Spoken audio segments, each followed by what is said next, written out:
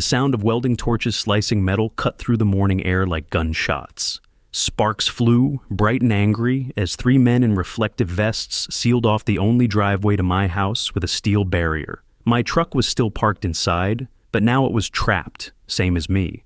I stepped out onto the porch in flannel and boots, holding a half-empty mug of coffee, the bitter smell of burnt metal mixed with the piney mountain air.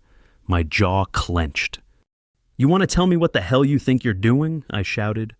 One of the guys looked up, shrugged, and kept working. Another mumbled, "Orders from the Homeowner Association. Said you're on community land now." I barked a laugh. "I've owned this property for over 12 years. My deed says otherwise." He didn't answer, just kept torching. And standing off to the side, recording the whole thing on her phone, was Karen Simmons, blonde, smug, and wearing that ridiculous leopard print windbreaker. She raised an eyebrow and smiled like she'd just scored a personal victory. "Maybe next time you'll read the bylaws, Richard," she said, her voice syrupy and sour. That was the day it started. I walked into the association office that afternoon. Fluorescent lights hummed above beige walls. It smelled like old carpet and printer toner. Behind the front desk sat a guy named Caleb, 20-something, bearded, with the dead eyes of someone who'd rather be anywhere else. "I need to speak to Greg," I said. "Now." Caleb clicked his mouse a few times. "He's in a meeting." "Then pull him out of it. Someone from the association just welded my damn driveway shut." Caleb blinked. "It's in the updated parcel map. Your driveway crosses into community access. It was voted on 2 months ago." I wasn't notified. "We mailed the notice, certified." "Funny, I didn't sign for anything." Caleb gave a little shrug. "You can file a complaint." I leaned in. "You ever had your access to your own damn home cut off, Caleb?" He blinked again, slower this time. That night, I drove my ATV over a drainage culvert just to reach the county road. Took me 15 minutes and nearly threw out my back. At the general store, folks avoided eye contact. Only Mr. Donaldson, the retired Navy guy who lived 2 lots over, gave me a nod. "Heard about the barricade," he said, sipping black coffee from a chipped mug. "They're getting bolder. You okay?" I nodded. "For now?" He leaned in. "Word is, Karen's behind it. She and Greg..." "The board president?" He nodded. "Thick as thieves." Of course they were. A week later, the public meeting happened. Folding chairs lined up in the community center, half the neighborhood crammed inside, murmuring like nervous bees. I stood up during the open forum, heart pounding against my ribs like a jackhammer. "My driveway's been blocked," I began, "with no notice, no process, and you all stood by and let it happen." Karen raised her hand, calm as ever. "The board acted within its rights, Mr. Halstead. You were given notice." "I wasn't, and the map's wrong." Greg finally stood, tall, silver-haired, polished. "If you have an issue with the map, Richard, you can take it up with the county, but the association is not in error." People clapped. Clapped. I felt my stomach drop. That's when it hit me. I wasn't just fighting Karen. I was fighting the whole damn room. You ever feel like the world's turning against you for no good reason? Like every handshake turns to a slap. Every neighborly smile hides a knife? That's where I was. And what came next? That set the whole powder keg off. The next morning, I parked my ATV in the gravel lot behind the county records office. It was barely 8 a.m., and the place already reeked of burnt coffee and bureaucratic apathy. I walked past faded posters about water permits and tree ordinances until I found the records clerk. Megan, early 40s, tired eyes, practical haircut. "I need parcel records for lot 78, I said. "Full documentation, boundary lines, revisions, the works." She gave me a once-over, then turned to her terminal. The keys clacked. "We've got 2 maps on file, one from 2009 and a revision in 2023. I leaned forward. That 2023 map. Who submitted it? More clacking. Her eyes narrowed. Submitted by a private contractor. Signatures Greg Simmons, president of your homeowner association, right? I nodded. My stomach went cold. I asked to see both maps. She printed them out. Side by side, the changes were obvious. The property line had shifted just enough to eat up the driveway, by maybe 4 feet, just enough. "Can I get copies?" "Sure, but this looks fishy," she muttered. Yeah, welcome to my life.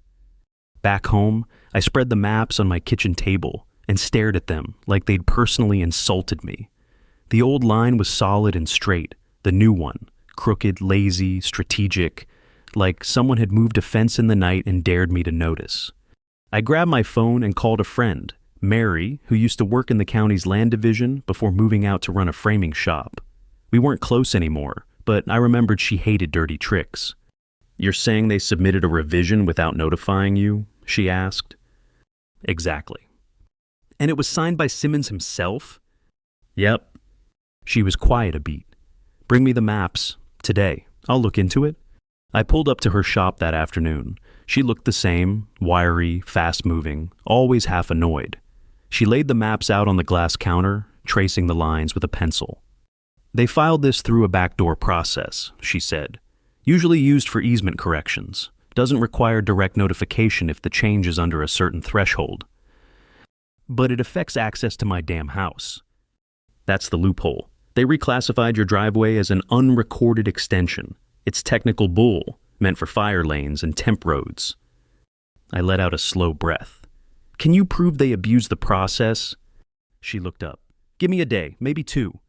Back at home, I noticed a flyer taped to my front door. Big red letters, "Notice of Non-Compliance. Violation. Unauthorized structure on community property. Fine, those are 250s. My carport. I tore it down 6 years ago and rebuilt it 10 feet back. HOA signed off on it then. Now, suddenly, it was a problem again. Funny how that works." That night, I sat on the porch in the dark, listening to the crickets.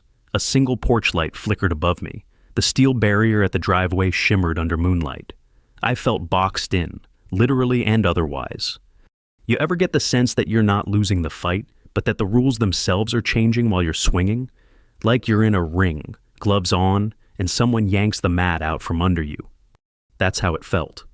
And I wasn't about to let them rewrite my life in red ink without a fight. The next day, Mary called just before noon. Her voice was sharp, urgent. "You need to come back. Now." I dropped everything and drove straight to her shop. When I walked in, she had a manila folder in one hand and a look that said things were about to get worse before they got better. "Greg didn't just submit that map revision," she said. "He signed it on behalf of the entire board, but the signatures, they don't match the official filings. 2 of the board members, Tom Alvarez and Denise Price, weren't even present during that submission." I narrowed my eyes. "He forged their names?" "It's looking that way, but proving it's a whole other game. You'd need them to speak up." "That won't happen. Denise is Karen's cousin, and Tom's daughter just got a zoning exception from the board." Mary slammed the folder on the counter. "Then we go around them." I knew exactly where to start. Greg Simmons had a weakness: appearances. He cared more about how things looked than how they were. Every Thursday morning, like clockwork, he hosted coffee meetups at the clubhouse to connect with the community. I showed up late, let the room settle, then walked in like I owned the place. The room was full of retirees sipping coffee and whispering. Karen stood by the window, her arms crossed, watching me like a cat tracking a bird. Greg raised his mug. "Richard, didn't think we'd see you here. Didn't think I'd need a permit just to use my own driveway." A few chuckles, a few coughs. I walked straight up to the podium and laid down both maps, old and new. Then I dropped the printout of the signature page. "You want to explain why your board signed off on a revision without quorum, or why you filed it under a utility clause meant for emergency access roads?" The room went silent. Greg's smile faltered for half a breath. "This isn't the time or place." "Sure it is, because if I can't drive to my house, maybe the folks here should know what other little changes might be coming, whose fences might shift next, whose yards become shared assets." A murmur rippled through the crowd. Greg looked at Karen. She tilted her head, but said nothing. "I'll be filing with the county clerk tomorrow," I said, "and I'll be requesting a full audit of the association's land revisions. Anyone here who'd like to co-sign, my porch light's on." By nightfall, 3 neighbors had stopped by. One brought coffee. Another brought a copy of a strange notice they had received months ago about pending access adjustments, language they hadn't understood at the time. The third just said, "I think they're afraid of you now." I didn't feel victorious. I felt the storm coming. The next morning, I found my fence gate wide open. Nothing was missing, nothing was broken, but my garden hose had been dragged 20 feet out, unraveled like a snake. Message received. Later that day, I caught sight of a county utility van pulling away from the end of the road. When I called the county office, they had no record of a service request. Must have been a mistake, the clerk said. Right. That night, Mary sent me a text. You need to see this. She'd found an archived email sent from a private HOA address to a law firm. It mentioned plans to reclaim shared perimeter access by reclassifying easements quietly to prevent future homeowner pushback. The date, 6 months ago, 3 months before they welded my driveway shut. You ever realize the plan was in motion long before you even knew there was a war? Yeah, that's where I was now. And I was done playing defense. Mary and I met at her shop again the next day. She had dark circles under her eyes and a printout clenched in one hand. No small talk this time. They've been doing this for years, she said. Not just to you. I found at least 4 other cases. Quiet reclassifications, forged consents, retroactive violations, all buried under procedural garbage. I took the papers, flipped through them, names I recognized, addresses just a few blocks over. Why hasn't anyone spoken up? Fear, confusion, and most of them, older folks. They don't want to fight, just want peace. I leaned against the counter. The wood creaked under my weight. Then it's on me. That afternoon, I printed copies of the evidence and started knocking on doors. I didn't push, just handed them the facts and told them they weren't alone. Some slammed doors. Others stared at me like I'd lost my mind. But a few listened. One man, Curtis, Vietnam vet with a bad hip, read every page I gave him, then looked me in the eye and said, "If they did this to you, they could do it to any of us." Exactly.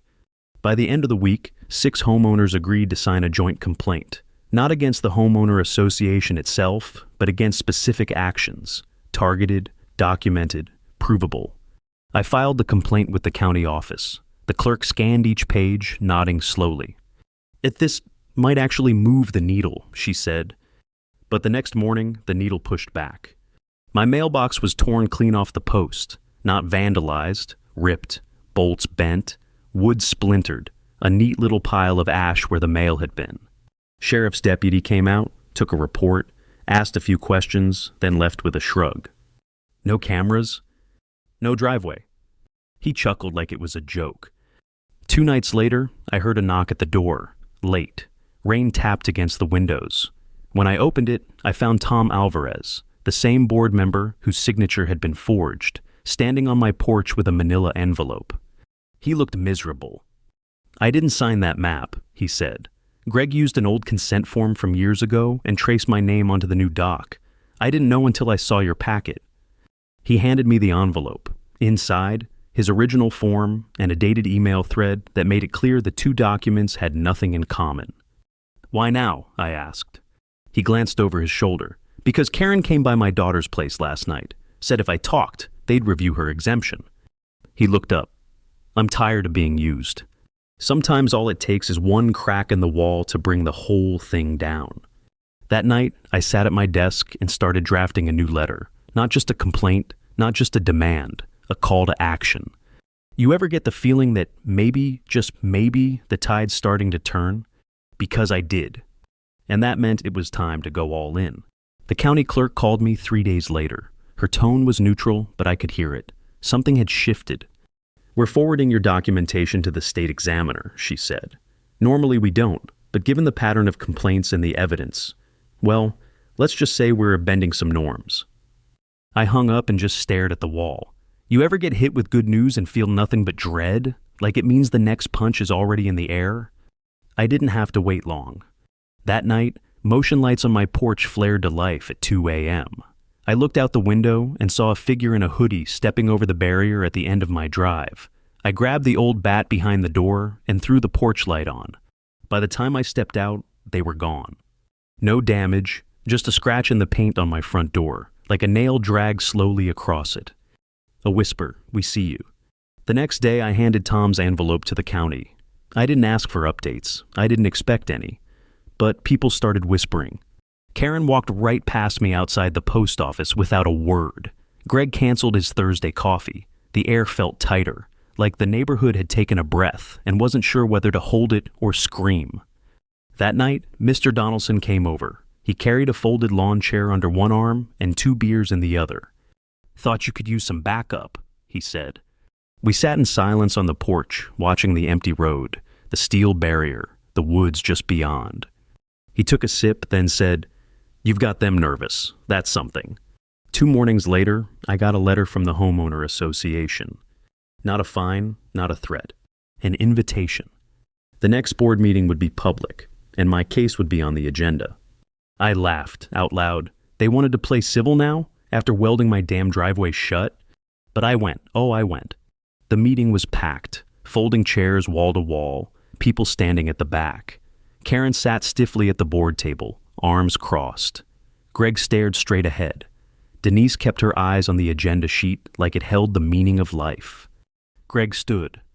"We recognize Mr. Halstead has brought concerns forward regarding access and boundary designation.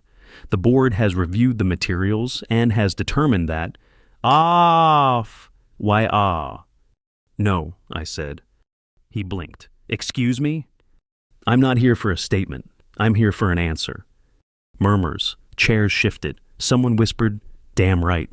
Greg's mouth opened, closed. He looked at Karen, then back at me.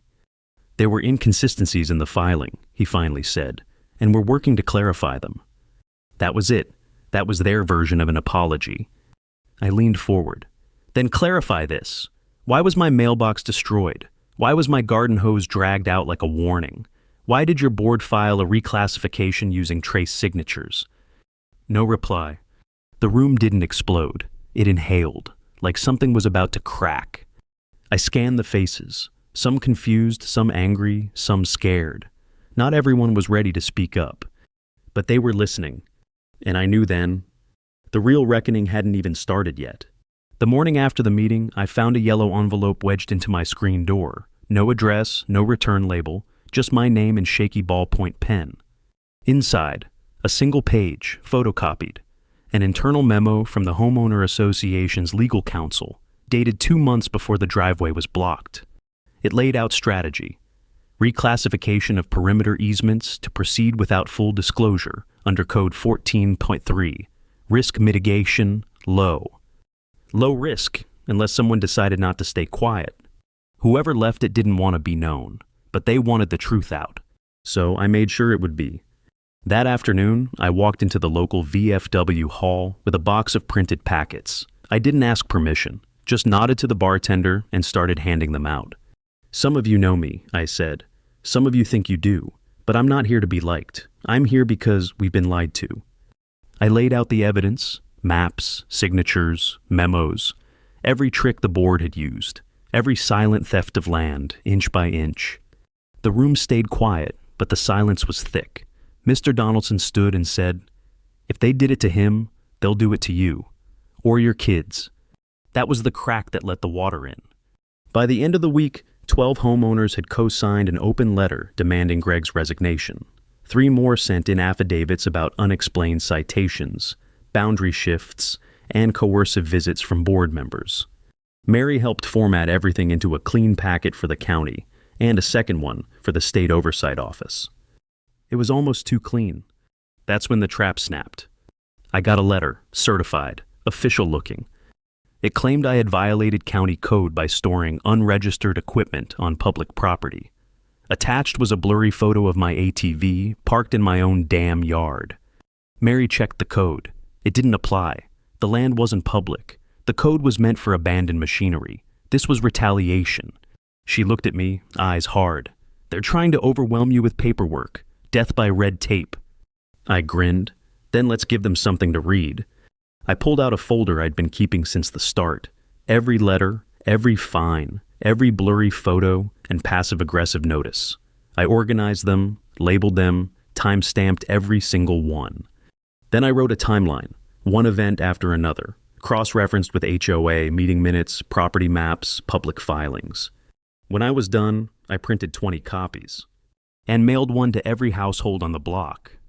The next morning, Karen's SUV peeled out of her driveway so fast, she kicked gravel into the road. Greg wasn't at the clubhouse. Denise suddenly announced she'd be stepping away from her duties for personal reasons. They were scrambling. But I wasn't aiming for chaos. I was aiming for truth. And I wasn't finished yet. I knew it wouldn't end quiet. A week later, I came home to find a bright orange notice stapled to the oak tree by my porch. Immediate action required. Unauthorized alteration of property line. Pending. Fine. $5,000. No contact name, no phone number, no explanation. Just a hammer blow threat nailed right into the heart of my land. I stood there staring at it, wind rattling the paper, my fists clenched so tight I felt my knuckles pop. You ever feel like the system's not broken, but perfectly rigged to break you? Like it was built, brick by brick, to drain the life out of people who dare to fight back? That's where I was, right there, under that oak. And for the first time in weeks, I almost gave up. I didn't sleep that night, just sat at the kitchen table, that notice in front of me, and a blank stare that wouldn't blink. I thought about my late wife, how she used to plant flowers around that tree every spring, how she made this broken down house feel like a home. She'd have told me to stand. So I stood. The next morning, I drove out to the county archives, not the main office, the annex, 2 towns over, somewhere they don't expect you to dig. I told the lady at the desk I was looking for original filings from the neighborhood's development, anything from before the Homeowner Association was formed. She raised an eyebrow. "You sure? That's a mess of microfilm." "I'm sure." 2 hours in, my back aching and eyes stinging, I found it, the founding plat map, signed in faded ink, showing my property's line. Unbroken, including the driveway, including the oak. Back at home, I scanned the original map, added it to the timeline, and printed 10 more copies. This was the spine, the one they couldn't bend without snapping the whole damn skeleton. But even truth has a cost. That night, someone threw a brick through my front window. No note, no voice, just shattered glass and the cold wind pouring into my living room. I called the sheriff. He came, took photos, filed a report, didn't write much down, didn't promise anything. When he left, I swept the glass into a pile and sat on the floor, staring out into the dark. You ever feel like the fight isn't about land anymore? Like it's about dignity? About not letting them erase you? Because that's all I had left now. And they weren't getting that too. I spent the next morning replacing the window myself. Glass shards still glinted in the dirt like teeth, but I left one small piece embedded in the sill as a reminder. Some scars are worth keeping. Mary showed up around noon, holding a thick envelope and looking like she hadn't slept. "They're bluffing," she said. "We checked with the county attorney. That $5,000 notice has no legal standing. They faked the citation number." I smiled, but it didn't reach my eyes. "Then it's time to stop reacting." Agreed. That evening, I called a meeting. Not at the clubhouse. On my lawn.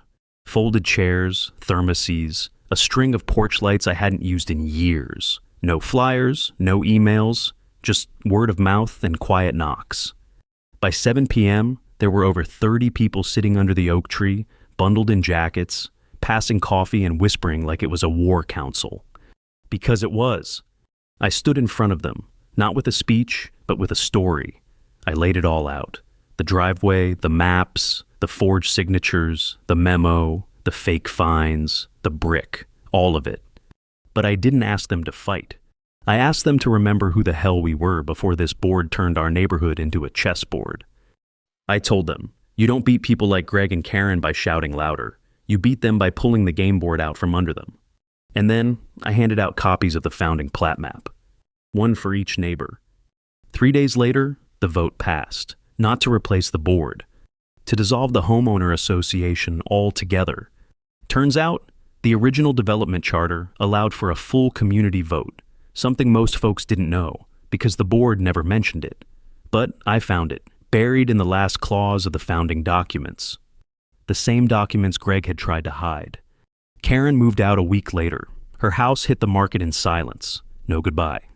Greg sent an email saying he'd respect the community's decision. Last I heard, he took a job in a gated golf neighborhood 2 counties over. Denise never spoke to me again. Fine by me. Mr. Donaldson built a bench under the oak tree, said it needed a place to sit and breathe. Mary framed the original plat map and hung it in the VFW. I never got my driveway unblocked. I didn't need to, because I got something better. I got my name back. If you're still with me, if this hit something deep, maybe you've fought your own version of this war. Maybe you're still in it. Just remember, the rules only work if we pretend they're unbreakable. And some fights, you win by refusing to play.